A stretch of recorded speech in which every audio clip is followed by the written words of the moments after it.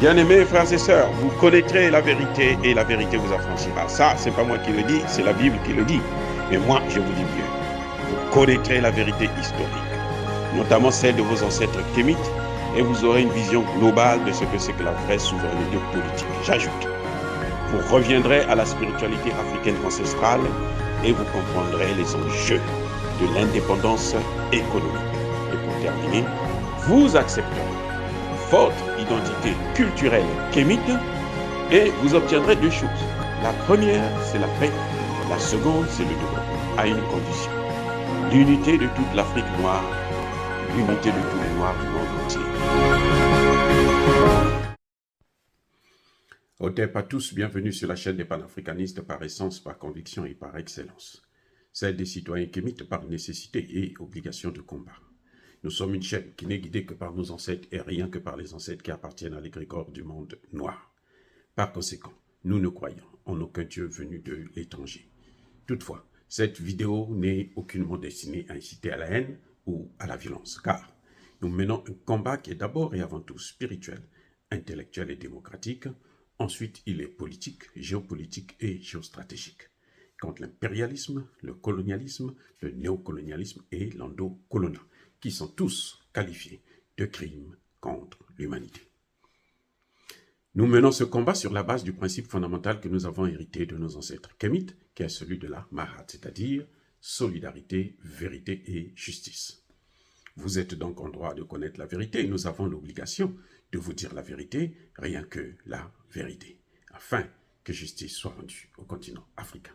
Et ça, c'est notre modeste contribution dans cette noble lutte en faveur de la souveraineté, la dignité, la solidarité et l'unité africaine. C'est exactement ça que nous appelons le panafricanisme. Bien-aimés frères et sœurs, je vais vous laisser écouter, visualiser une vidéo. C'est un débat entre deux chercheurs maliens, le docteur Traoré et le docteur Cissé, sur le franc CFA. Je préfère vous laisser écouter vous-même ce qu'ils se sont dit, et après, je vais vous faire écouter une autre vidéo qui viendra les départager et puis mettre la barre, élever la barre plus haute. Donc, je vous laisse apprécier le débat. En résumé, le docteur Cissé soutient que le franc CFA ne le gêne pas. Le franc CFA n'a aucune importance. On peut se développer avec le franc CFA. On peut s'enrichir avec le franc CFA. Il faut plutôt se pencher sur l'épargne. C'est un long débat, mais bon, j'ai pris juste un extrait, juste pour vous donner une idée de l'Afrique. Pourquoi l'Afrique n'évolue pas? C'est à cause des intellectuels africains. Ce sont des répétiteurs, c'est-à-dire qu'ils savent seulement répéter ce que les Occidentaux, les Blancs leur disent. Théorie de Keynes, théorie de Karl Marx, théorie de X, de Y, c'est ça qu'ils adorent. Quand ils récitent ces noms-là, ils pensent qu'ils deviennent des économistes. Non, c'est pas ça. C'est pas ça.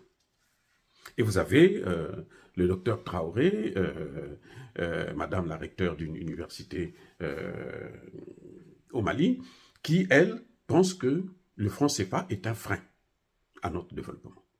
Donc, appréciez et on va en parler. Politique, il y a de cela 63 ans, je le disais, mais est-ce qu'on peut dire aujourd'hui que nous détenons notre indépendance économique avec une monnaie coloniale vieille aujourd'hui de 78 ans, docteur Traoré? Bon, je dirais que nous n'avons pas notre indépendance économique, d'autant qu'avec cette monnaie, comme vous l'avez dit, vieille de 78 ans, et qui ne nous appartient pas en réalité. Cette monnaie, nous n'avons aucun pouvoir sur cette monnaie, sur son émission, et la masse à mettre sur le marché, etc. Nous n'avons pas de pouvoir de décision. Donc, ce n'est pas une monnaie qui nous appartient et par conséquent, les effets sur l'économie aussi, ça ne serait pas de bons effets. Docteur Cissé, nous travaillons, nous utilisons une monnaie qui n'est pas pour nous. Monsieur Damblé, moi, je ne vois pas la question sous cet angle en réalité. Parce que si déjà la monnaie, le franc CFA est en train de faire couler beaucoup d'encre, il est intéressant de se demander pourquoi il y a une telle effervescence de la part des uns et des autres. Contre, souvent, il y a des pros et il y a des contre.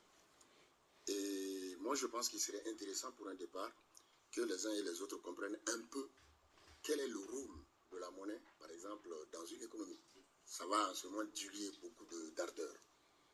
Et comme je le disais, là, moi je suis partisan des économistes orthodoxes, c'est-à-dire les économistes pro-marché, et que nous sommes opposés aux économistes hétérodoxes, qui sont toujours dans l'interventionnisme et beaucoup d'autres éléments.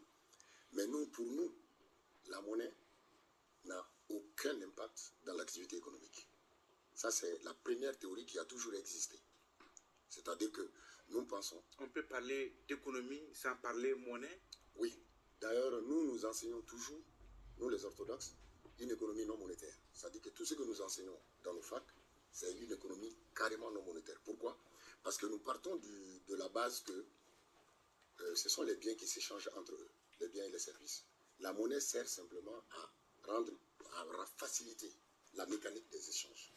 Si nous partons sur cette hypothèse, et qu'est-ce qui va se passer derrière? Nous arrivons à la conclusion que c'est l'épargne qui va financer l'économie et non la monnaie. Parce qu'il y a une différence entre l'épargne et la monnaie. Un des rôles de la monnaie, c'est de capter l'épargne.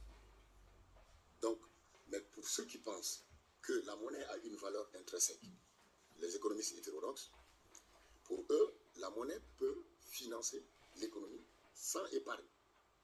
Et en ce moment, le clivage va être fait. C'est pour cela, pour nous,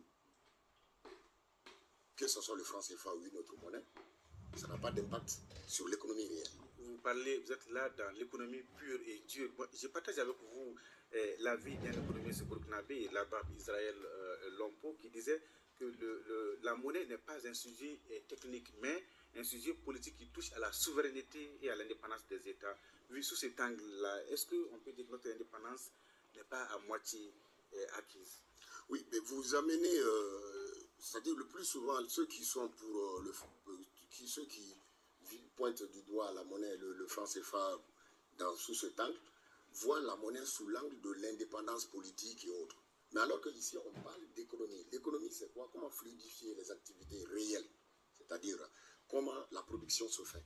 Comment l'inflation va se porter? Et quel est l'impact de la monnaie en ce moment sur les activités qui se passent au quotidien? Est-ce que la monnaie les impacte sérieusement? Et nous arrivons à la conclusion, malheureusement, que non.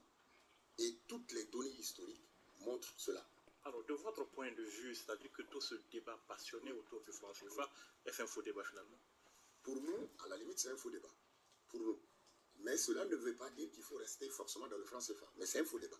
Docteur Traoré, vous partagez cet avis? Est-ce que parce qu'on a l'impression que les francs CFA dans les débats symbolisent une forme de colonisation monétaire en quelque sorte? Oui, c'est une forme de colonisation monétaire. Et pour réagir un peu à ce que le docteur Sissé a dit, je pense bien que qu'on le veuille ou non, la monnaie joue un rôle important dans l'économie d'un pays. D'abord, vous avez parlé des échanges. Quand on prend cette théorie-là, les théories classiques, effectivement, la monnaie, on dit que c'est un voile. Elle sert tout simplement d'intermédiaire pour faciliter les échanges. Mais ça fait partie des fonctions de la monnaie. Pourquoi on a créé la monnaie? C'est pour faciliter les échanges. Ça veut dire que la monnaie joue un rôle important dans l'économie. Donc forcément, la monnaie, le débat sur la monnaie est incontournable. Donc, concernant ces fonctions de la monnaie, ces fonctions traditionnelles-là, on dit que c'est la monnaie qui permet de déterminer la valeur des biens dont vous parlez, qu'on doit échanger. Donc, ça veut dire que la monnaie, elle est importante. On dit que la monnaie réserve la valeur. Donc, ça veut dire que la monnaie est importante. Donc, en plus de tout ça, la fonction essentielle sur quoi même le débat porte, c'est la fonction politique de la monnaie. Le rôle de la monnaie dans les politiques économiques. Donc, si la monnaie joue effectivement, et ça, c'est indéniable, la monnaie joue un rôle dans les politiques économiques. Donc, le débat concernant la monnaie ne peut pas être un faux débat. Ça ne peut pas être un faux débat. Oui, juste, vous savez, quand on fait on n'est pas dans l'économie politique. L'économie politique a été remplacée par les sciences économiques. Quand on fait de la science économique, les deux piliers d'une science, c'est quoi? Ce sont les observations, c'est-à-dire les évidences, et après les explications logiques qu'on donne aux observations. Maintenant, si vous prenez la question de la monnaie en Afrique, surtout au niveau de l'Afrique de l'Ouest, vous prenez la CEDEAO, 15 États. Vous voyez, il y a la zone ZMOA, c'est-à-dire la zone monétaire ouest africaine, où il y a à peu près 6 pays. Quand on va ajouter le Cap-Vert, ça va faire 7, plus le 8 de l'UEMOA, ça va faire les 15. Mais les 7 de la ZMOA plus les 6 de la ZMOA plus le Cap-Vert, ces 7-là ont chacun leur monnaie. Mais les observations nous disent quoi? Est-ce que ces 7 pays, à part peut-être le Nigeria, le Ghana dans une certaine mesure, battent à plat couture les pays de l'UEMOA? Non. Premier élément. Donc, ce sont les observations crues que nous voyons tous. Deuxième élément, quand vous prenez ces mêmes pays, est-ce que ces mêmes pays font plus de croissance que les pays de l'UEMOA? Non. Donc, voulez-vous dire que le franc CFA n'est pas aussi mauvais qu'on le croit? Mais, moi, la monnaie est pour nous orthodoxe, la monnaie est neutre. Parce que le problème de ce débat, si les gens ne prennent pas garde, ils vont créer des espoirs inutiles. Et après, le réveil va être brutal. C'est quand même étonnant. C'est que la thèse que vous venez de défendre, que vous êtes en train de défendre comme ça veut dire que la monnaie n'a aucun rôle dans le développement d'un pays. Mais bien sûr. Le rôle de la monnaie, comme l'a dit Madame le recteur, le rôle de la monnaie, c'est faciliter d'abord les mécaniques de l'échange, 2, permettre de fixer les prix des biens et services, 3, capter l'épargne. Mais d'autres éléments peuvent capter l'épargne. Et c'est d'ailleurs pour cela que nous disons, si vous voyez qu'un pays ne se développe pas, parce que le pays ne fait pas d'épargne. Mais contrairement aux économistes hétérodoxes comme Madame la recteure certainement, ils pensent que c'est Keynes qui a développé un peu cette folie-là, vous m'excusez du terme, c'est Keynes qui l'a développé. Ça veut dire quoi? Qu'un pays peut faire des investissements sans avoir de l'épargne. Et comment le pays fait? Le pays va le faire à travers le cycle bancaire, en créant de la monnaie. Et à la fin de l'histoire, qu'est-ce qui va se passer? C'est l'inflation. Vous vous rappelez certainement de l'inflation allemande, de l'inflation au Congo, au Zimbabwe tout récemment, où il y a eu 231 millions % de taux d'inflation. En Allemagne, c'était dans... par exemple, si vous prenez l'histoire de l'inflation allemande, en 1914, il fallait donner 1 dollar pour avoir 4,2 Reichsmark. Et 9 ans plus tard, soit dans les années 1923, il fallait donner 1 dollar pour avoir 4 milliards 200 millions de Reichsmark.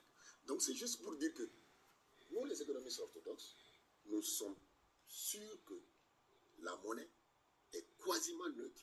Même si au départ, on peut peut-être dribbler un peu l'activité économique, mais à la fin, vous êtes rattrapé toujours par l'inflation. Monsieur Damelé parlait du rôle de la monnaie dans le développement. Moi, je parlais du rôle de la monnaie dans la souveraineté. On parle quand même de souveraineté monétaire. Est-ce que pour vous, c'est un enjeu finalement ou pas? Oui, mais la souveraineté monétaire, vous savez, vous vous situez sur un plan politique.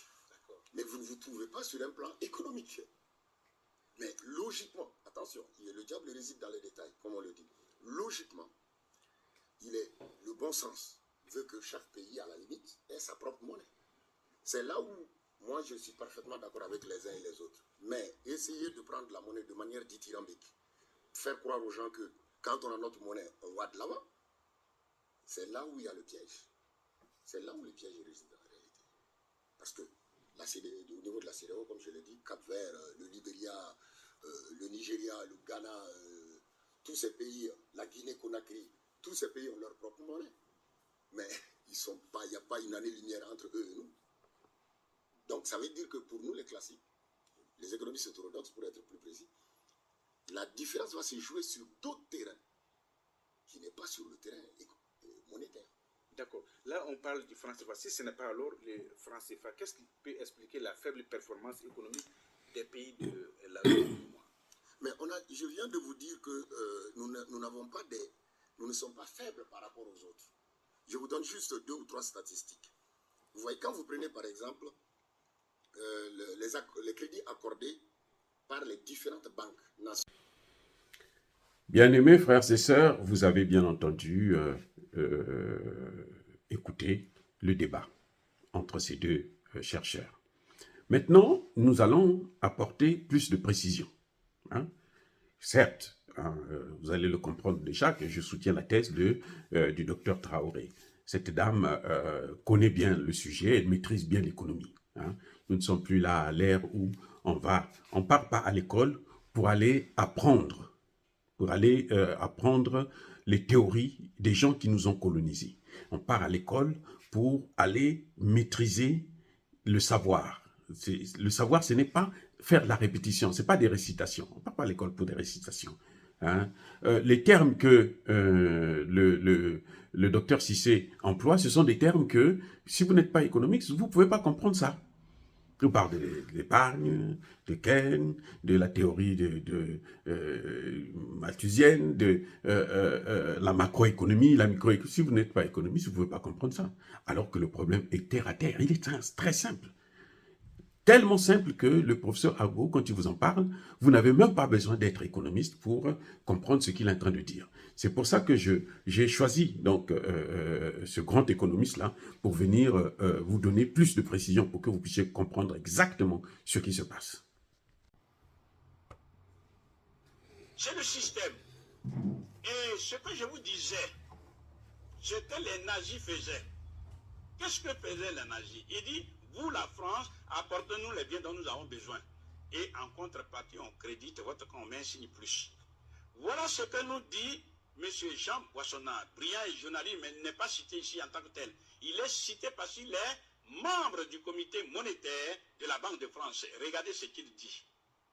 Il dit, la zone franc a permis à la France de se fournir en certaines matières premières sans débourser de devises. Ça dit, ne paye pas. Pour mémoire, lorsque le Ghana va à la France est obligée de puiser dans ses réserves des devises pour payer le Ghana. Si la France veut achète des biens, par exemple, au Nigeria, ou du moins à tous les autres pays du monde qui ne sont pas membres de la zone franc, elle prend les devises et elle les paye. En ce qui concerne les 15 pays d'Afrique francophones de la zone franc CFA, sans débourser de devises. Elle prend seulement son signe plus, elle les crédite. Voilà le système. Et voilà ce que nous dit le ministre Jean Foyer. Il dit on a passé avec les Africains des accords dits sur les matières premières stratégiques qui les obligeaient tout simplement à nous proposer en premier lieu de nous accorder des concessions. C'est-à-dire, il y a des accords qui sont là. Les accords de défense, etc.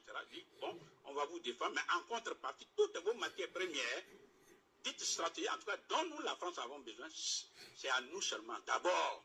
Et c'est comment, quand nous ne voulons plus, que vous pouvez vendre aux autres.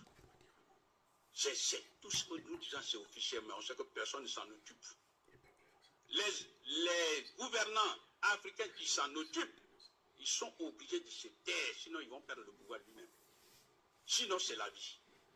Donc, que ce soit les accords de défense, que ce soit les accords de Yaoundé 1 de 1963, renouvelés en 1969 par les accords de Yaoundé 2, et qui sont devenus par la suite ce qu'on appelle les accords de Lomé 1, Lomé 2, Lomé 3, Lomé 4, les accords de Cotonou, et tout récemment les APE, tous ont un dénominateur commun, approvisionner la France, sinon maintenant par extension l'Europe.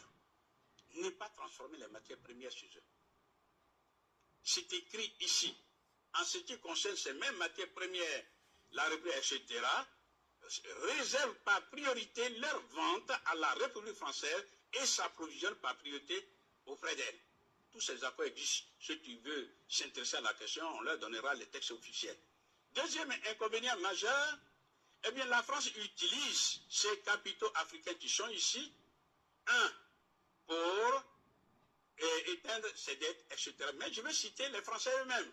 Selon Xavier de la Fournière, il dit bien, l'avantage que représente pour le Trésor français l'existence des sortes de créditeurs au compte d'opération est réel.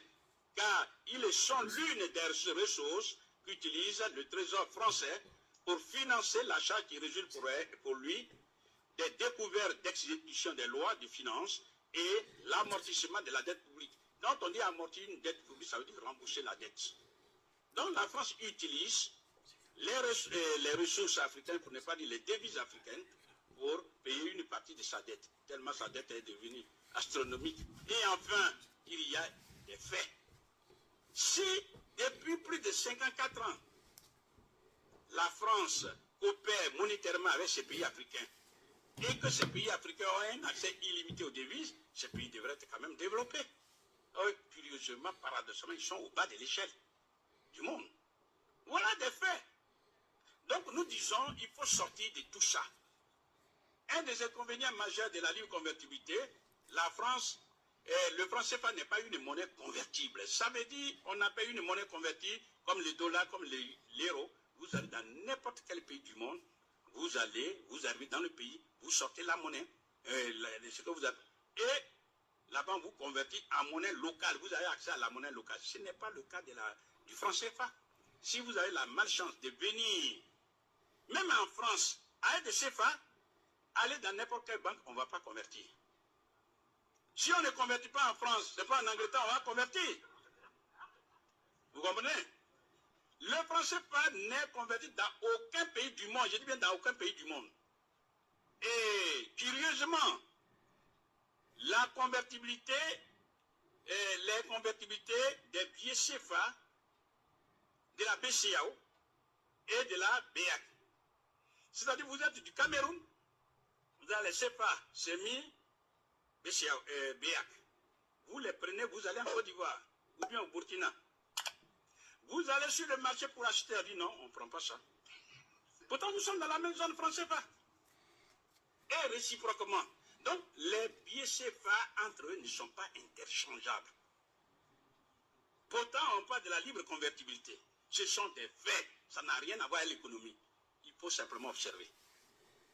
Pourquoi? Qu'est-ce qu'il y a derrière? Il faut cloisonner commercialement ces deux zones pour que les Africains ne commercent pas entre eux et qu'ils soient tous arrivés vers la métropole. C'est ça le fond du problème. Parce que c'est ça la subtilité de la France. Ensuite, la libre convertibilité, c'est ce qu'on appelle un enrichissement sans cause. C'est-à-dire que vous enrichissez sans avoir travaillé, je m'explique. Vous êtes, par exemple, aux États-Unis, vous envoyez l'argent. Bon, on va prendre les 4 sources.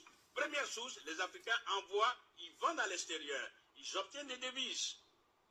Qui peut convertir ces devises? C'est la France. Deuxième source, tous les pays et tous les Africains qui sont à l'extérieur de la zone franc CFA et qui envoient de l'argent à leurs parents, et Dieu sait, aujourd'hui on les connaît, les transferts de fonds sont plus importants, ce qu'on appelle l'aide publique au développement. Hein. Tous ces transferts de fonds arrivés au pays, on ne les paye pas quand même en dollars, ni en yens. On les paye en CFA. Il y a un seul pays qui peut convertir en CFA, c'est la France. Troisième source, ce sont ce qu'on appelle les dettes. Vous allez comprendre pourquoi la France soutient celui qui s'endette le plus. Un pays comme la Côte d'Ivoire va avoir la Chine, ou alors le Japon, ou n'importe quel pays. Ce pays, le Japonais, ne peut donner que les yens. On est d'accord? Les Chinois, les yuan, et ainsi de suite. Tout l'argent qu'on va avoir libellé, c'est-à-dire nettement libellé en devises, ces devises, on ne peut pas les utiliser sur le plan local. Il faut convertir en CFA. Il y a un seul pays, un seul qui peut convertir en CFA, c'est la France. Donc, on donne ça à la France. Et en contrepartie, appuie sur la machine, nous donne les francs CFA. Et enfin, quatrième chose, ce sont les dons. Je sais que parmi vous, il y a des gens dont le cœur vibre de générosité. N'est-ce pas? On va aider ces Africains qui souffrent. Eh bien, vous allez donner cet argent-là, puisque ce n'est pas les CFA que vous allez donner. Ce sont les devises que vous allez donner. Eh bien, ça revient dans la poche de la France. Voilà la réalité. Donc, la France est là, elle ne fait rien. Les Africains travaillent, ils s'endettent, et puis tout l'argent, puisque c'est elle qui peut convertir, ça lui revient. Elle s'enrichit sans avoir travaillé. C'est ce qu'on appelle un enrichissement sans cause. Bien-aimés frères et sœurs, si vous avez bien suivi le professeur Agbo, il vous a bien dit que ça, c'est d'abord question de bon sens, une question d'observation. On n'a pas besoin d'être économiste pour maîtriser ces questions concernant le CFA. Donc, après toutes ces explications, je ne vois pas ce que moi je peux rajouter. C'est pas possible. J'en parlerai peut-être dans une autre vidéo où je parlerai de l'aspect purement politique, comme je l'avais déjà fait lors de ma thèse de doctorat en 97. J'avais déjà parlé du franc CFA en disant que c'est à cause de ça que la France arrive à nous coloniser, à organiser des coups d'État, des attentats et autres. Et c'est cet aspect que j'aborderai dans une autre vidéo. Mais pour l'instant, sur le plan purement économique, en tout cas, le professeur Agbo est clair. Je n'ai pas de commentaires à faire là-dessus, parce que toutes ces questions-là, je les ai déjà abordées. Je ne suis pas un économiste, mais, comme l'a dit le professeur Agbo, vous avez besoin seulement d'observer les faits, et vous comprendrez ce qui est en train de se passer. Comment nous sommes escroqués, et comment nous, on ne peut pas se développer. Dire cela, c'est inciter à la haine ou à la violence. Non. Ya, ba, colère, V, ya, malève. Encore une fois de plus, bien-aimés frères et sœurs, soyez bénis. Je persiste et je signe. Soyez abondamment bénis par le Dieu des Kémites et par nos ancêtres angélisés. Mais que tous ceux qui persécutent le continent africain le pillent et le déstabilisent, qu'ils soient noirs, blancs, chinois, arabes, indiens ou qui qu'ils soient maudits, punis, foudroyés, neutralisés, écrasés, effacés par ce Dieu des Kémites et par nos ancêtres angélisés. Vive l'Afrique éternelle. J'ai dit et j'assume.